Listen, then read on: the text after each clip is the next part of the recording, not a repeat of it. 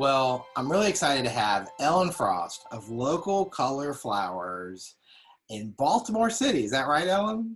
Yep, right in Baltimore City. Great. Welcome to the Flower Podcast, Ellen. Thank you for having me. I'm so excited. I'm such a fangirl. I'm very excited to be on. Well, I know that I have been following you for a while, and the funny thing is, and I think I mentioned this to you last week, we've had so many people reach out to me and say, you need to have Ellen on the podcast. So you've got your own fans, and that's really That exciting. is so nice. That is just amazing, especially for somebody from Baltimore who has really I don't know, not a following outside of Baltimore. That's really nice. Yeah, well, they think a lot of what you do, so that's really great. Cool. I am wanting, like with every episode, just kind of wanted to kind of briefly kind of get into your history. Kind of have you always been, my favorite question, have you always been a flower child, or is this something relatively new? Yeah. No, I was not always a flower child by any means. I grew up in Buffalo, New York, which was, working class steel town. We didn't garden, or I don't know, we just didn't, that wasn't part of my growing up. I moved to San Francisco, where I lived in a very small apartment, and also didn't really have no idea that flowers were really even a thing. I mean, I knew they existed, but I just didn't have any connection to them. And then when I moved to Baltimore in 1999, my husband's great aunt gave us a bag of tulips as a wedding gift. Oh, cool. And I didn't know what to do with them. And so I researched what to do with a bag of tulip bulbs. And I found out that tulip bulbs are very easy to grow. You can just throw them in the ground and they come up in the spring. And after that, I thought, well, gardening seems great. It's so easy. Let me try some gardening. And I took the master gardening class here in Baltimore through the University of Maryland and became a master gardener. I started working on a farm here in Baltimore County that was a vegetable and flower farm. And that was how I got into flowers. Wow. But I mean, so did you have a big garden like when you were gardening, or did you? No. No? It was a little row house. It was the back of a row house. It was like a 4-foot by 8-foot plot. And I had tulips, and I think I had some phlox. I remember phlox I really liked phlox for a while. And I had some lilies. No, it was so random. It was like not at all. It was just whatever probably was at like the garden center that I picked up. But I liked the idea of being outside. I liked seeing flowers growing. Like that seemed interesting to me. And at the same time, when I started working on the farm, I worked at the farmer's market for the farmer. So I went to the farmer's market, and our stand was next to a cut flower farmer's stand, John McEwen from Locust Point Flowers. Hold on one And second. So all of a sudden you started breaking up. Maybe. Oh boy.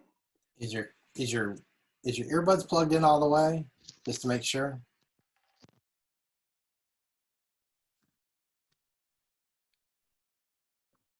They are.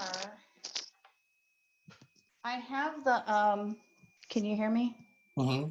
Yeah, it's just like all of a sudden I was only hearing about every other word. Oh no. I have hold on one second. Let me check. I mean, you're fine now. I don't know what it was. Are you on Wi-Fi? Yeah, my Wi-Fi seems to be okay. Let me just check here one second. Let me just check these. All right, now can you hear me? Is anything different? Yeah, it sounds like it did before. It's like everything was perfect, then all of a sudden it started. So that's why I don't want to assume it's on your end, but you usually. Oh, no, it probably, my Wi-Fi seems strong.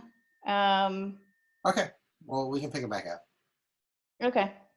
So it's all good. Sorry about that. No, yeah, stop if it No seems weird. Okay, so you were talking about going into a garden center. I don't know if you remember. Oh, yeah. Yeah. So when I was working for the farmer that I worked for, our stand was next to a cut flower farmer's stand, John McEwen, Oh, who was, still is one of our farmers that we buy from. But we became friends, and I learned a lot about cut flowers and was really into cut flowers just because John was very enthusiastic and very knowledgeable. sure. And at that time, I was of the age when a lot of my friends were getting married. So we decided to buy flowers from John and design flowers for our friends' weddings. And that was sort of the first time I ever designed anything. I have no art background. I didn't have any design background. It was more just for fun and because we knew the farmer. Um, and so that was sort of the beginning of the design piece of everything. Weirdly, at the same time, I was also getting my MBA.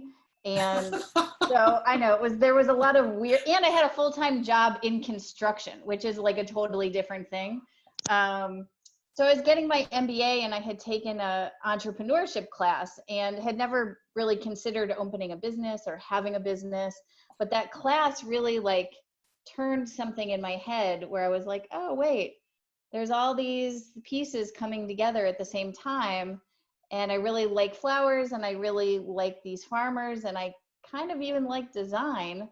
And now I sort of know how to start a business. So maybe I can put them all together and do something like that.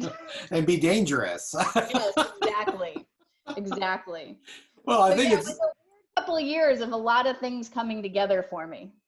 I mean, it's really kind of fascinating. It's like you from New York to San Francisco to back to Baltimore to growing to construction to MBA. It's Yes. kind of like,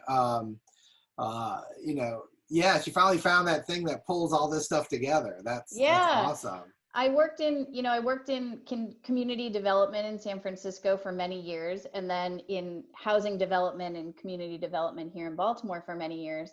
And that was the piece that I really like. I loved the community development piece. I didn't love the construction part so much. But I loved that community development piece. And that was the piece that I think I brought to the business thinking, okay, I can have a business that develops community and does right by the world and adds sort of a positive spin on things. And I just never thought that business was a way to do that. No, that makes sense. And the funny thing is that a business can empower you to do a lot of those things. Oh yeah, I just didn't Um, have any I didn't have any model for that. I didn't sure. know people who owned businesses. When I grew up, people were firefighters or teachers, or they worked in local government. I just didn't know anybody who owned a business. So I never saw that as the way to make a positive contribution in the world, Hmm. until I took this entrepreneurship class and I was like, oh, wait, you can do a lot of things with a business. Yeah, that's awesome. Well, Yeah. okay, so tell us about your business. So and has it always been what it is today, or has this been an evolution? Yeah, so Local Color Flowers, we started 13 years ago. We started right at the sort of economic low point of 2008. And we started out just doing weddings on weekends. It was really just a part-time. I still had my normal job, and it was just weddings on weekends. And we had 3 flower farmers locally that we bought from, and they were basically growing the same things. There wasn't like a ton of variety. It was Right. field flowers. It was dahlias, it was celosia, zinnias, things like Sunflowers. that. Yeah. Yeah, it's field stuff. And after the first year of the business being open, we had done 7 weddings of strangers. So, 7 people paid us to do their wedding flowers. And I thought, okay, well, this can work. Like, people are willing to pay us to do this. Right. And so after that first year, I started scheming about how I could do it more. And I started whittling down my day job and started increasing what I did with the flower business. And then after, I think about 4 years, I quit my job finally. And we bought a building and started doing it full time. But always since the beginning, we sourced locally. We always had the intention. We weren't like a florist who started with traditional sourcing model and then switched to local. We always started with local flowers. That was our intention when we started, was to source everything locally. And we did that right from the beginning, even though people thought we were crazy. People would straight out tell me to my face, this is never going to work. You can't do it. It's not going to work. Oh yeah. Florists here in Baltimore were like, no, that is not going to work. But we were, I don't know, we didn't have enough experience to think that it couldn't. We didn't know enough to doubt that what we were doing was doable. So we just went forward. So let me ask this question, because I'm sure this is on people's minds. Sure. We all assume why, but what was your why for this business model? Yeah. So in the beginning, when we first started thinking about flowers, like many florists who came up when I came up, like Jenny Love and Florette, and, we read Amy Stewart's book, Flower Confidential, and that was like, oh yeah, wait, this global system seems crazy. And there are a lot of, for us, certainly the environmental impacts were high on the list. That was the number one reason. We were like, okay, so we care about the environment. The travel component of getting flowers shipped worldwide seems really negatively impactful on the earth. And in our case, we knew flower farmers in our community that didn't have enough work because they couldn't sell enough flowers to customers because they didn't have the outlets to do it. So for us, it didn't make any sense to be sourcing flowers from 5,000 miles away when John McEwen, whose stand is next to me at the farmer's market, is not selling out of everything he has. So for us, it was like, okay, well, environmentally, yes, this is important, but also our farmers right here in our own neighborhoods, they need our support. They need more people to buy their flowers. And so for us, the combination of the environmental part and the support of local farmers just made, I think, the most sense to us. I think those were the two main reasons that we sort of came to local. Sure. I'm going to ask you. And those continue to be sort of, the high reasons why we do this. Right, of course. I'm going to ask you a quick question off the record. Sure. Your cell phone. Where's your cell phone? It's not, okay, it's okay. It's not near the computer at all, right? It's not in this room. Okay, that's fine. Okay. As far as I can see. No, you're good. Yeah. You're good. Yeah. Sorry. I just wanted to make sure. No, that's okay. Okay, so let me ask this question. Mm-hmm. If I understand those reasons, but is your business still weddings mostly, or have you transitioned to more everyday work? Or is that maybe a COVID thing because of the pandemic? Right. Everyone's kind of trying to pivot, and so that's why I'm like, is that still what you do, is mostly weddings when you... Yeah. So when we bought the building about 7 or 8 years ago, we were still doing weddings as our primary source of income and most of our work, but the building sort of allowed us to do a lot of things that we had been sort of dreaming about doing that we just couldn't do before. So we started offering classes. We started opening up the shop to people for open studios and for retail sales. And we had, holiday events, and we had parties, and we had all kinds of things in the space that we had dreamed about having that we just were never able to do. And so up until, I would say, about 4 years ago, weddings were still our primary source of income.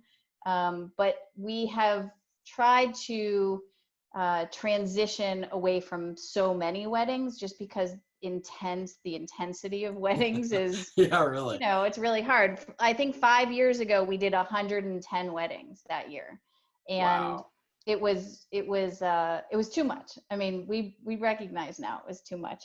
So right now we do, pre-COVID, we were doing about 50 weddings a year, and that was about the sweet spot for us. And that's in the $2,000 to $4,000 range. So nothing huge. Sort of manageable wedding stuff. And then we still do classes in the shop and off-site, so at some of the farms.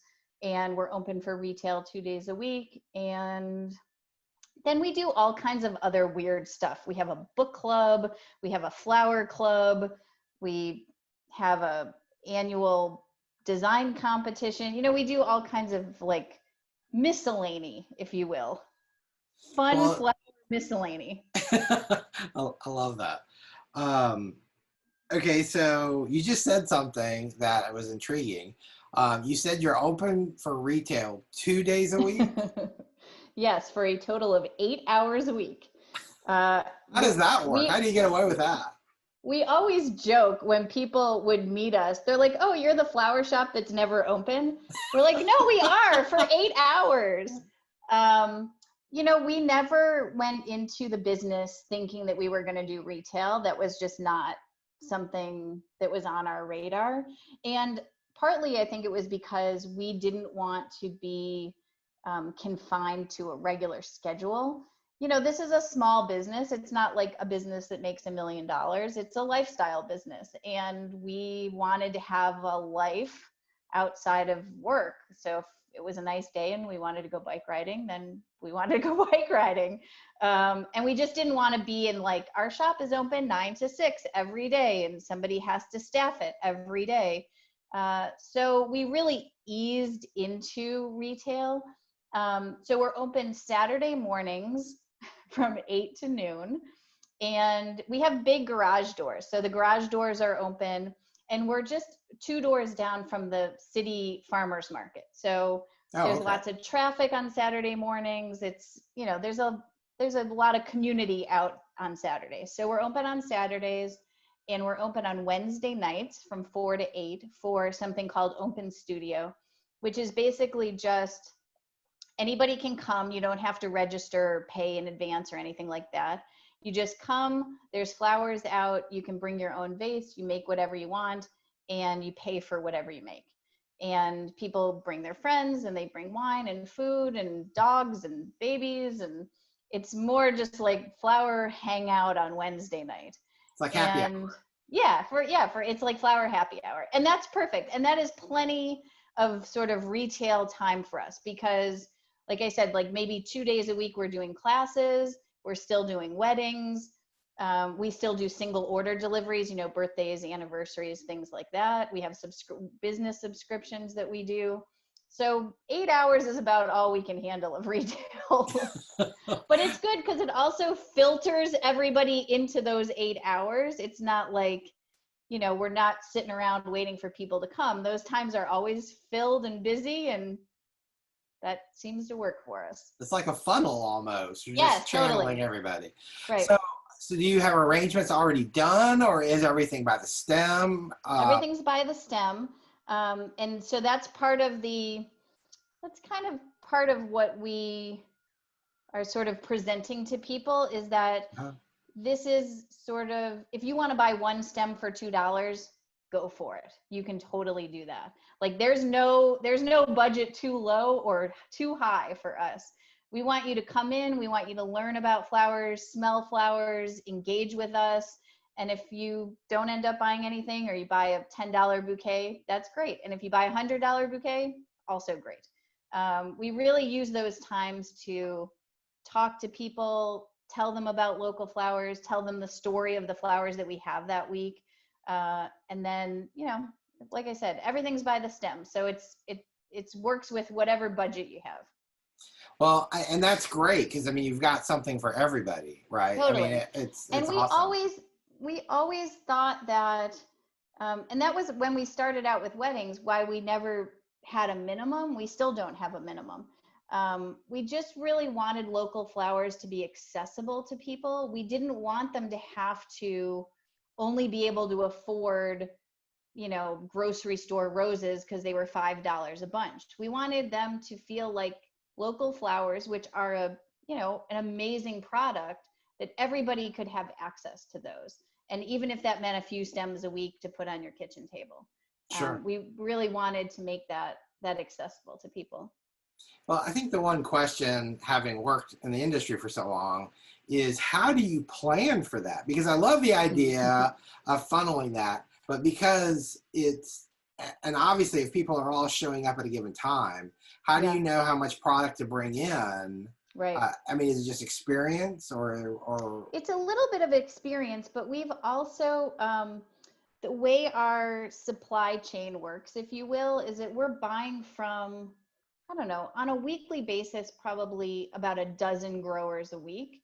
And okay, then we have about 30 growers we buy from that are sort of in the pool. But what we've moved to since we started doing retail, because there's so many unknowns, right? Maybe nobody shows up, or maybe 300 people show up. You just don't know. right? Um, so what we've started to do is we're basically ordering most days with growers. So we're getting flower deliveries almost every day of the week, so that we're not, buying everything at the beginning of the week and hoping for the best. It's Okay, like, okay, so we've bought a bunch of stuff, we've got orders, and we've got retail one night. And so if we run out of stuff at the end of that night, then we order for the next day. So that there's just really we're trying not to have waste, and also trying to deal with the unknown of how much stuff you're going to need. And what's great is that our farmers are close enough and they're flexible enough that we can do that. It's not like, we haven't bought a lot from a wholesaler, but it's not like weeks in advance we're telling farmers this is exactly what we need.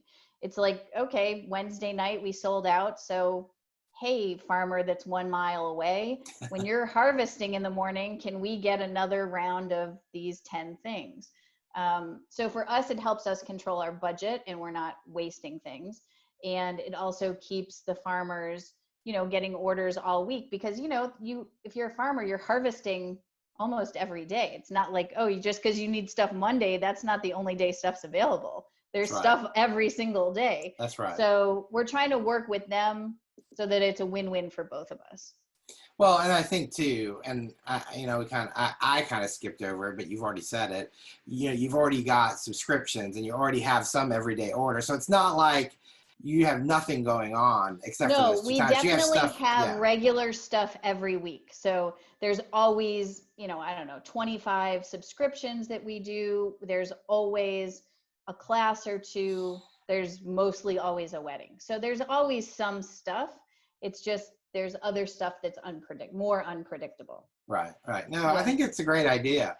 I think and I know one of the big challenges for people sourcing American product. Mm-hmm. Okay, so I know I just threw the net wider than Bigger. you Yep. do.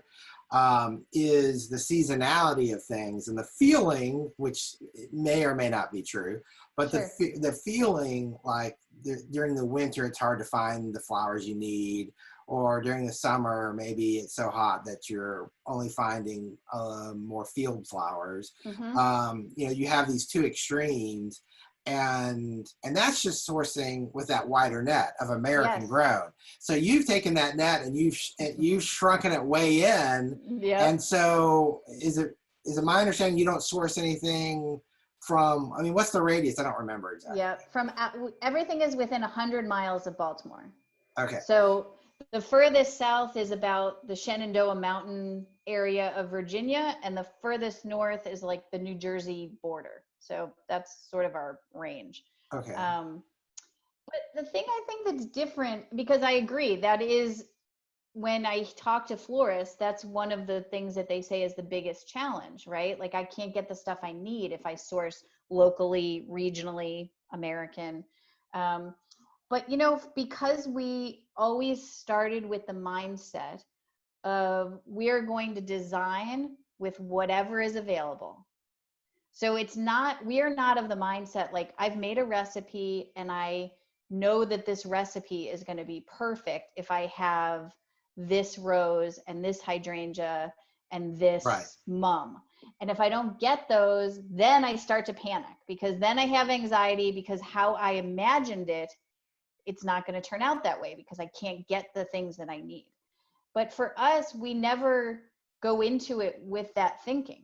It's more like, When we sell to a client, it's always by color and it's always by style. So we have the flexibility to say, okay, your color's pink this week. Let's see what's pink. Oh, it's lisianthus, it's dahlias, it's zinnias, it's celosia. All that's great. I didn't have in my mind that I needed pink hydrangeas. And if I don't have them, I feel like I got to go somewhere and get them. I never have that in my mind. I always think, what can we do with what we have available? That's always been our mindset. And I think that it's when you promise something to a customer, you promise that they'll have this certain type of pink dahlia or this pink peony or Right. this hydrangea. It's when you promise it that the anxiety level goes up, because then you really have to search sometimes the world for that certain flower. We have not put ourselves in that position. Sure. And that has helped us use what's best in our region every day. Yeah, I mean, I can definitely see that, and I think managing that expectation on the front end Totally. Is is, key. yeah, it's got to be so liberating. But it's what's crazy to me, and I know maybe this is just me being tainted. Okay, so just forgive me. Is 100+ weddings a year, Yeah. and you're sourcing all that product within 100 miles of Baltimore. So I mean, I get it, but like, if I know there's certain times a year where I struggle because I'm like, there's really not a good face flower right now. There's not a good, Sure. that money flower.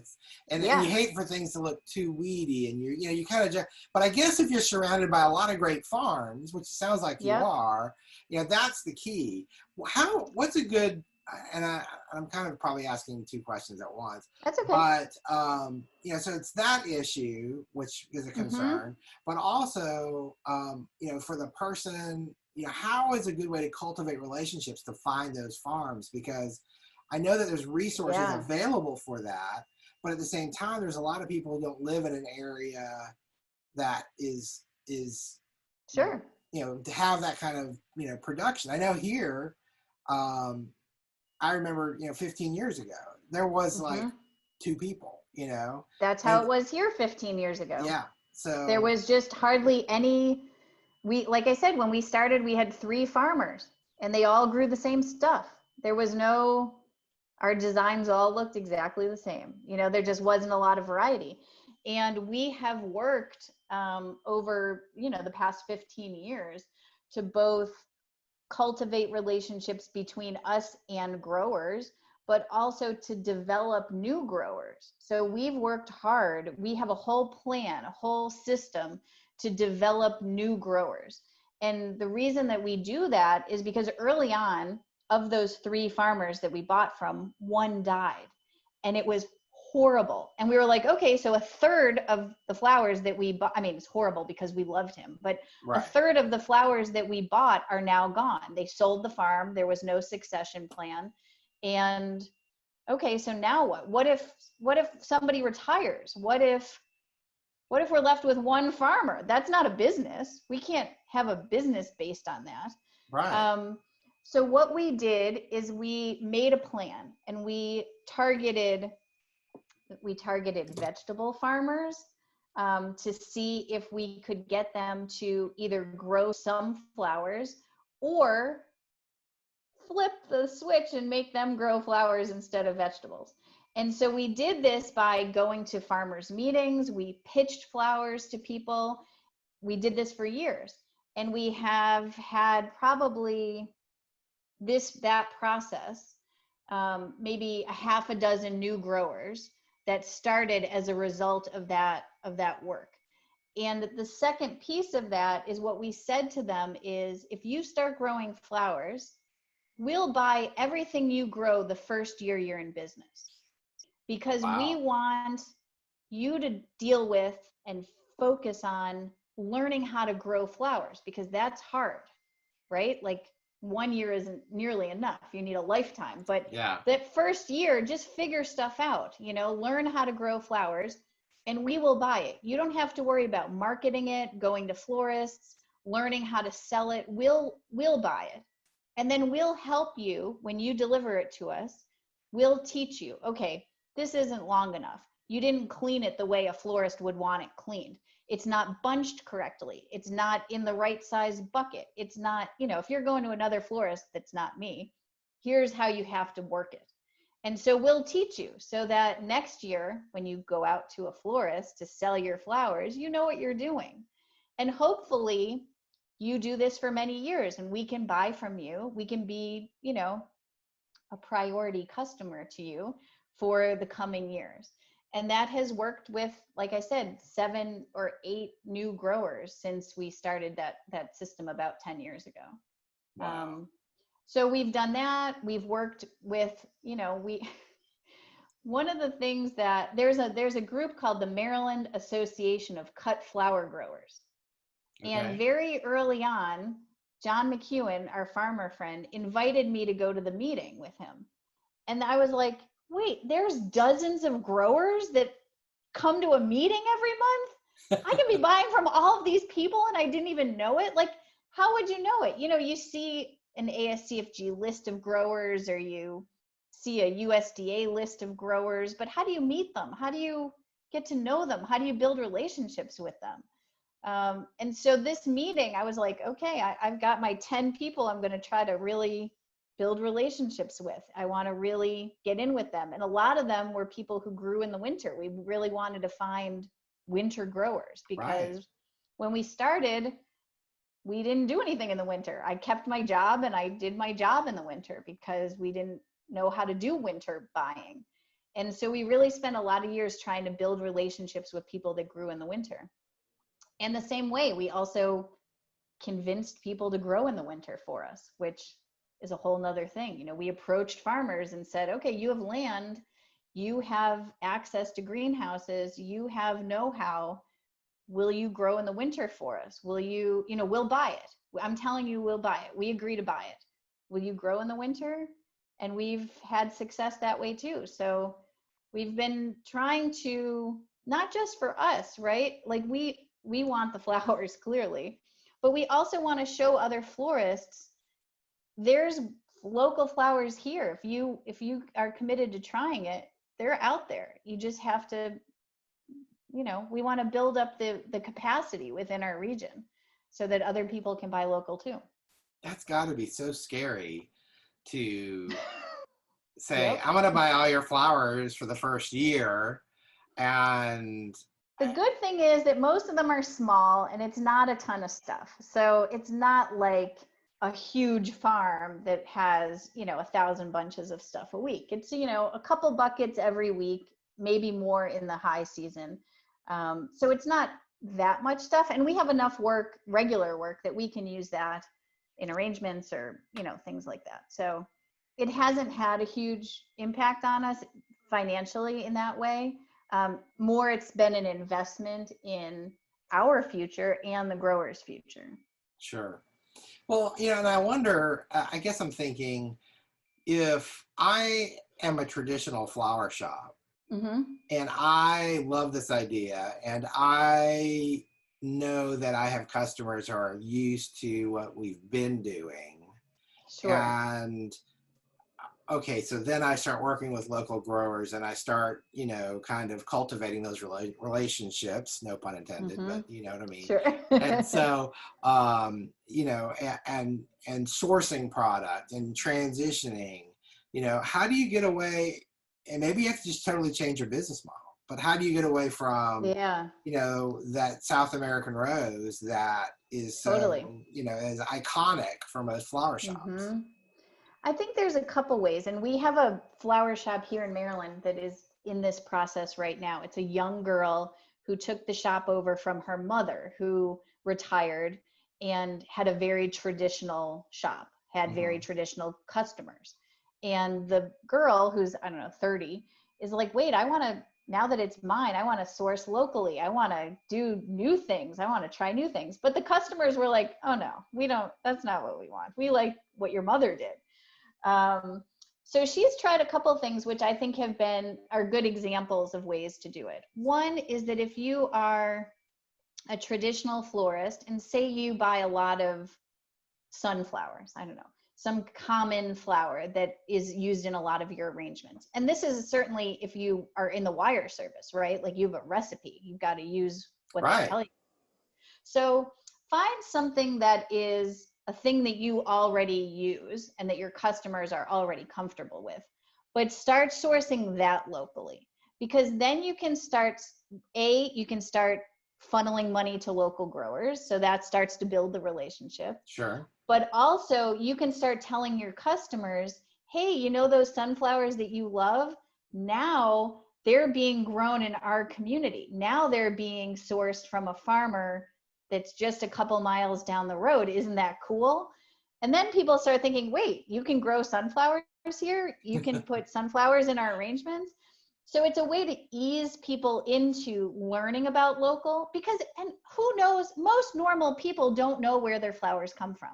Right. They don't know anything of the weird stuff that we know, right? So it's a way to start to educate customers about where stuff comes from.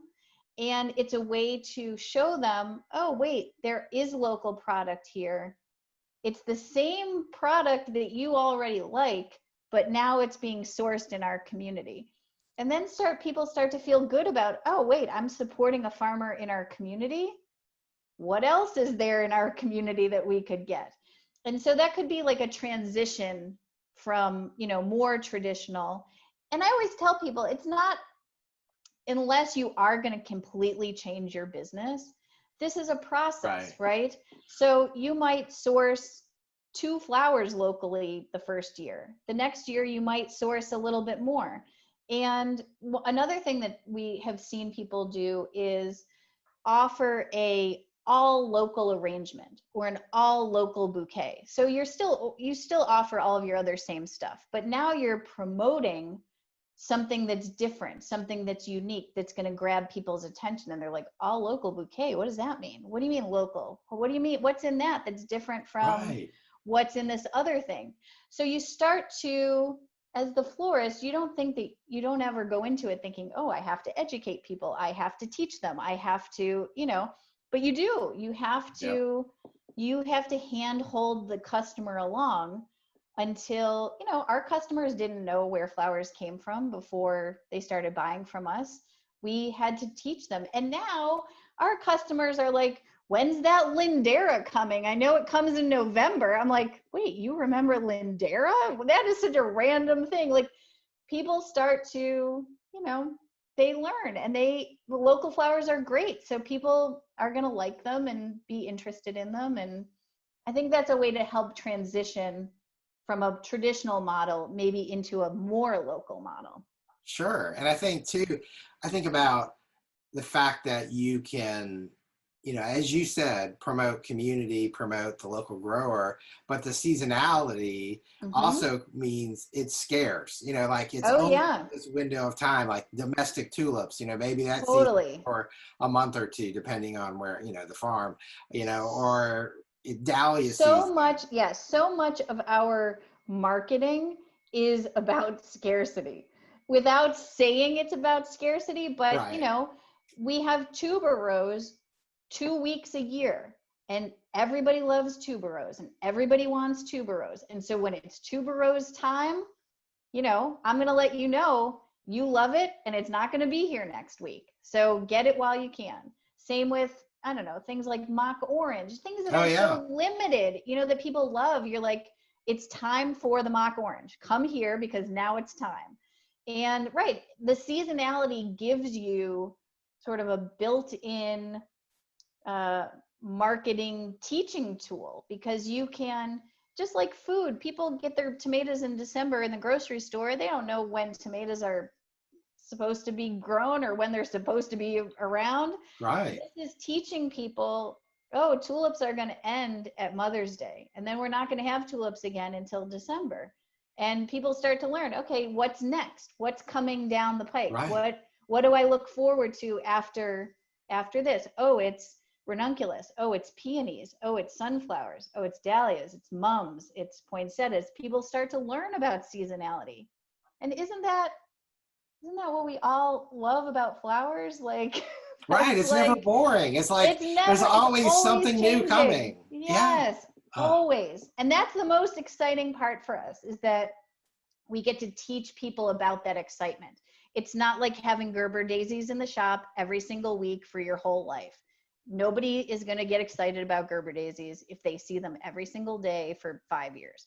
But when you see something for 1 week and it's amazing and then it's gone and you know it's going to come back next year, that's exciting. well, and the thing I love about this, I was talking with an owner of a flower shop recently, and I think the thing that I love so much about it is it's giving you this continual opportunity to connect with your customers. Yes. And how many times does a flower shop, Valentine's is over, we know it's going to be dead for 2 weeks. Well, why does it have to be dead for 2 weeks? Why can't It's we go? not. That's the time that ranunculus is here. That is Right. everybody is excited. Post Valentine's Day, that is like ranunculus time. So yeah, right. There's Exactly. so many opportunities to get people excited and to teach people about new things, to teach them about new flowers that they've never seen before, that are not the standard, you know, things that don't excite people as much. So how do you connect to your customers? Let me ask that question. Because I mean, we all think social media, right? Sure. But is that it? Or how do you, how do you, you know what I'm saying? Like develop Yeah. those relationships, and maybe this is your MBA that comes into, the equation. I don't Sure. know. But how do you do that? Well, we definitely do use those tools that, social media tools, email marketing tools, website, we use all of those things. And those are certainly ways that we, certainly during COVID, stay connected to people. But in the real world, before COVID, before we Right. had to only rely on social media, we had the shop open a couple days a week. So we were inviting people in. And like I said, that time was really, it was about selling, but it was so much more about telling the story.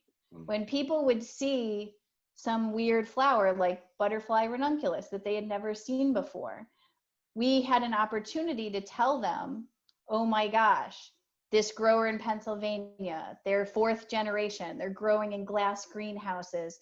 They, the grandfather and the father and the mom, they all grow together, and they are growing this new thing that nobody's seen, and it has a long vase life. And, we tell the story. And it's the story that I think, keeps people coming back, because it's the experience of buying from us. It's not just a commodity. It's not just, here's your money, let me take my flower. It's the Experience. story of right, it's the experience of buying from us. So having the shop open, and then like I said, we do a ton of classes. And unlike some florists who focus their classes on other florists or within the industry, ours are all for hobbyists. They're all for people in the neighborhood, and they range from $40 to, I think our most expensive is like $150. And we, again, are trying to make flowers accessible to people. Oh, you don't have a lot of money, you go to graduate school, you live in the neighborhood, you want to learn about flowers, come make a $40 arrangement and I'm going to teach you the basic skills of design. So we do those classes a couple times a week, and that is another way that we connect with our customers.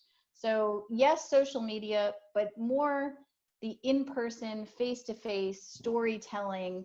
We also, offer trips to farms for people so that they can go Oh, see farms. We do field trips. We do things that build real life community, in real life community.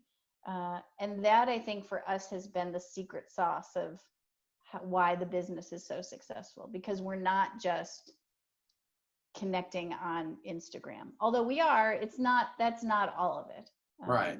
There's a real life community component to it. I think I love that idea. I've never really thought about someone like yourself doing farm tours, like, Mm-hmm. let's go on a field trip. Yay. Um, Totally. I,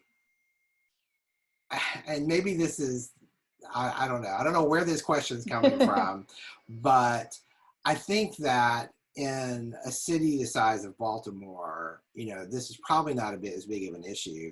But Mm-hmm. as there's more and more growers, and of course, they're growing more and more flowers. Mm-hmm.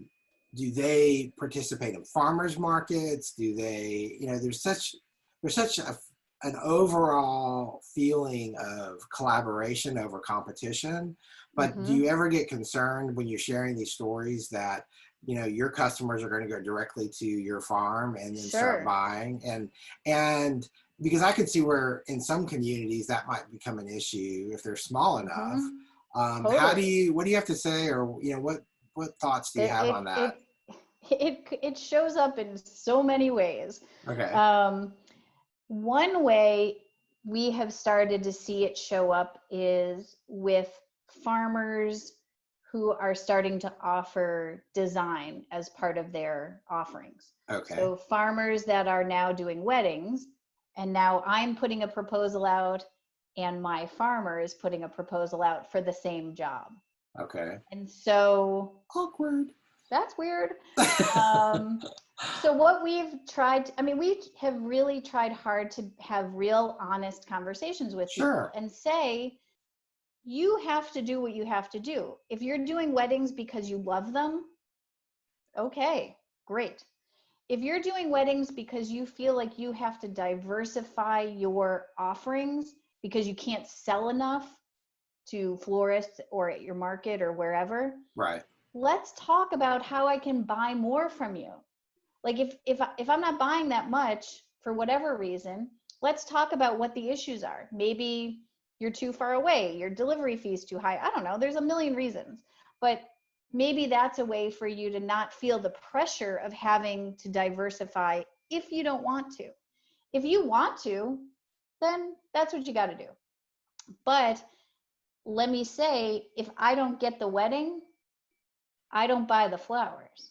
I mean, that's the reality, right? If I don't get the work, I don't buy from you. And so what's for a farmer, I always say, who's your target market? Who do you want to cater to? Who do you want to spend your time selling to? If it's florists, then put the most effort into selling to florists. And that means don't compete with me on a wedding because I can't buy more stuff from you then because I don't have the work. If your target market is a farmer's market or weddings or whatever, then that's what it is. And I have to decide as the florist, do I want to keep buying from you? Do I want to, put a lot of effort into this relationship if you're outbidding me or underbidding me in jobs? Um, and we've had that happen not just in weddings. We had, like I said, we have a farmer's market that's close by to us, and we have a grower that wanted to sell at the farmer's market at the same time that our shop was open.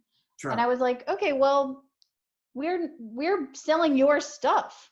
You can't sell your stuff for cheaper down the street while I'm trying to sell your stuff for more two doors down. I just won't be able to buy from you.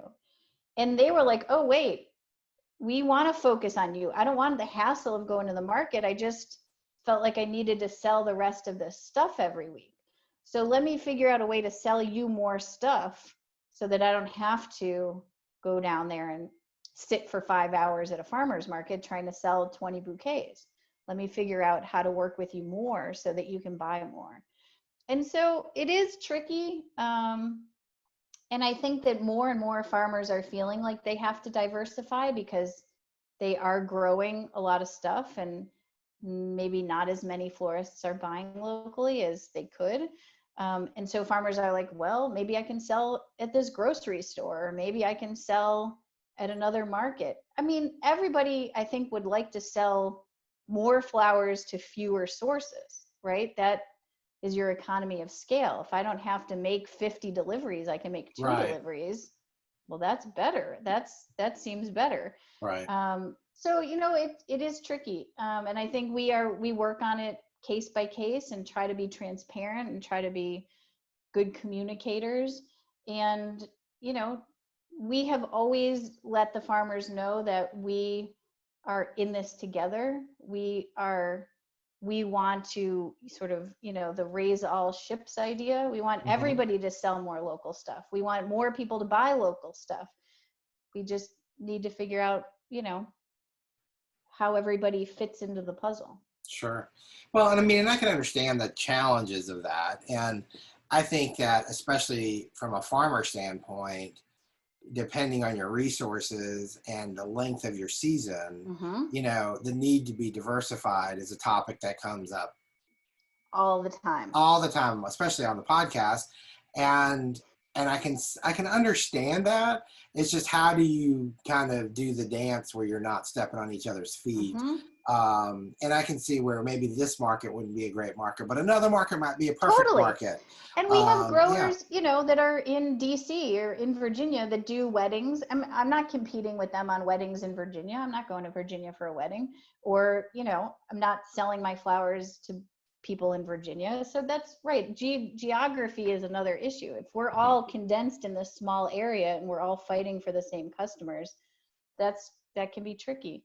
And sometimes it's just hard conversations, but we're committed to be in relationship with people for the long haul, and we want the industry to grow, and we want our growers to succeed and be sustainable. And so having those hard conversations and working through it, just like being married, you gotta just keep working at it. Yes, you're right about that. I got two things here. I know that our time is just evaporating in front of me. Sure. Um, I can talk a lot, so that is not a problem. well, it's all good. So it's all great stuff. And one thing I want to mention is, I know when we're going to be releasing this episode, you're going to be having a course that's coming out Yeah. through the Gardener's Workshop program. Mm-hmm. And it's your very first course. Yep. And I wanted you to take a few minutes and just kind of, what is it about and what's in it? And yeah, because I know there's a lot of people that are going to be excited to gain some wisdom from you. Yeah, I am really excited. It is, it's a little bit, if it doesn't seem totally exaggerated to say this, it seems a little like a dream come true to offer this class, because we have a model that we feel can be shared with other people.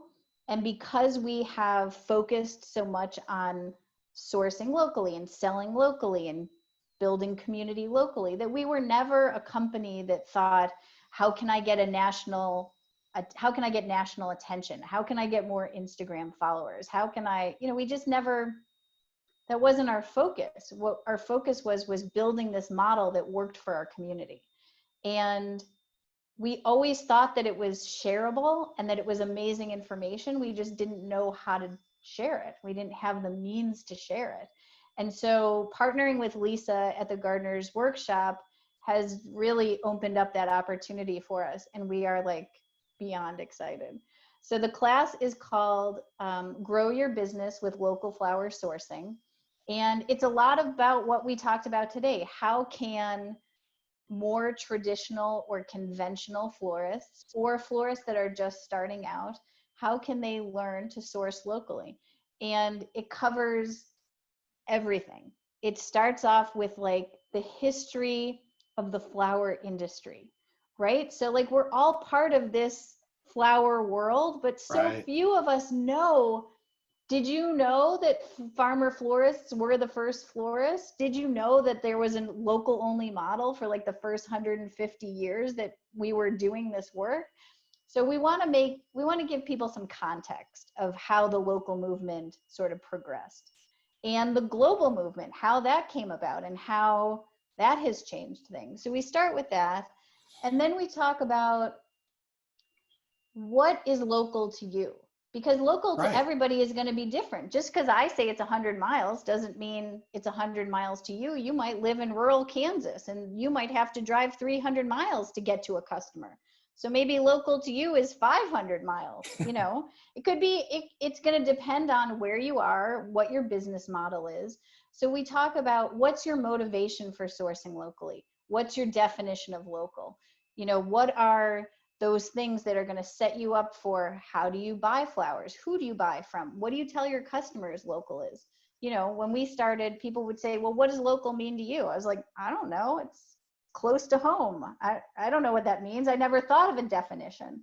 So we walk people through sort of thinking about their motivation, their business models. And then we get into how do you build relationships with growers? How do you meet growers? How do you make sure you have enough flowers? And then we talk about logistics, because, right, the logistics are tricky. Yes. How do you do all of the logistics? How do you order? How do you receive? How do you pay? How do you do all of that? Because it's so different than buying from a wholesaler. It's not a one-stop shop where you get everything. You have all kinds of logistics. So we talk about that. And then we talk about finding your flower people. So, you know, we are not going to be everything to everyone. And when you source locally, you've narrowed your scope of who you're selling to. How do you find those people? How do you find the people that are going to love what you do? Not the people that are going to say, "Oh, you don't have those roses that I love." Those aren't your people. How do you find your people, right? And how do you focus all of your attention, your marketing, your services, your classes, anything you do, how do you focus that on the right people? And then how do you spread that to your community? How do you build community around that? How do you do all of these fun, sustainable, money-making things that are not just making an arrangement? How do you get people to keep coming back? How do you get people to love you and want you to keep going? So the class runs the gamut of all that stuff. And I think it's going to be great. I'm just so excited about it. So I know the registration period is a narrow window. So why don't you Yeah, I share the think it's, dates? yeah. I think the dates are November 16th through 20th are the registration dates. And hopefully that'll be about the same. Lisa may adjust it, but I think right now it's the 16th through the 20th. And Okay. then the class starts January 4th and it runs for 6 weeks. So it's a system where, you know, the first week you get class one, you listen, you do all of your learning. And then at the end of the class one, we do a live Facebook Q&A for anybody who's in the class. Then you get class two, we do another live Q&A. So you also get, in addition to the sort of information, you get sort of my time to talk about these issues, because so much of what we're trying to do is build community with people who want to source locally. So ask questions, tell me what your model is, tell me what your motivation is. You know, we want to learn all of that and sort of help people develop that. Right. So, and I know just because we did an interview recently with Lisa Uh-huh. that it releases like on Monday morning or something, and Yep. then your Q&A time is on I think Sunday. it's like Sunday night. Yeah, Mm-hmm. so you have all week to digest and unpack and go through the Totally. material, and that way you can really think about your questions and be organized Mm-hmm. into that Q&A time. So it's a great Yeah, system, and it's a great time of year to totally. take on a learning program because, you know, usually January going into February, of course, Valentine's can be a little crazy, but outside of that, the rest Yeah. of the time is a great time to just focus on Yeah, you're preparing development. for the new season. You're getting ready for, you know, the spring weddings or spring events and stuff. So I think it's a good time to get people thinking about tweaking their model a little bit. Sure, sure. Well, I Yeah. always like to end asking a question about advice. Like, what piece of advice would you give somebody, or maybe a piece of advice that has really meant a lot to you? hmm I think there's two things I would say. One is for florists who are thinking about sourcing locally and either don't know how to do it, or they feel intimidated, or maybe they had a bad experience one time, you know, I mean, that can turn you off to things. I would say it's not an all or nothing thing. It's not black and white. It's not, I have to have a business, it's all local, or I have to have a business that's not local at all. You can just buy a little bit of local. You can just try it out. You can ease into it. You can dip your toe in the water. Because I think that once you try it, you'll like it and you'll want to buy more. And it'll be rewarding and it'll be exciting. And so I just encourage people to try. You don't have to commit to it. You don't have to change your business model. You don't have to, you know, just try. Just try it once, try it twice, build a relationship with one grower. You don't have to have 30 growers. Just get in a relationship with one grower and see how that works and try that out. And then the other thing I would say is just something that was given to us and that we always try to give back to people. When we were starting out, we basically had to build our own supply chain, right? Like it wasn't Right. like going to a wholesaler. You had to build your own means of getting flowers. And so many people were generous with their time to us. So many farmers who invited us to farms when we were just starting and we didn't know anything. We literally didn't know anything. And people were so generous with their time and their talent and their information. And everything we know today is because farmers were generous with their time for us. Mm. And so we always encourage people, be generous with your time for new florists, for new farmers. Give them, of course, you have to make money and be a sustainable business, but if you can spend a half hour on the phone talking to somebody who's just starting out and give them some advice or give them some support, I don't know, we always say yes to those people because people said yes to us. So Mm. I think That's that's my important. other sort of piece of advice for people. That's great. And what a great way to, like you said, pay it forward. Mm-hmm. And you just, I know in the years of doing what I did, you don't ever know who that person is walking through the Totally. door or on the other side of the phone, and what great ideas they may have, Yep. and it can totally change the face of what you're Everything. doing. So Mm-hmm. I love that. I totally Yeah. do. Well, Ellen, thank you so much for Thank being on you, the Flower Scott. It was Podcast. so great. It was really great to be here.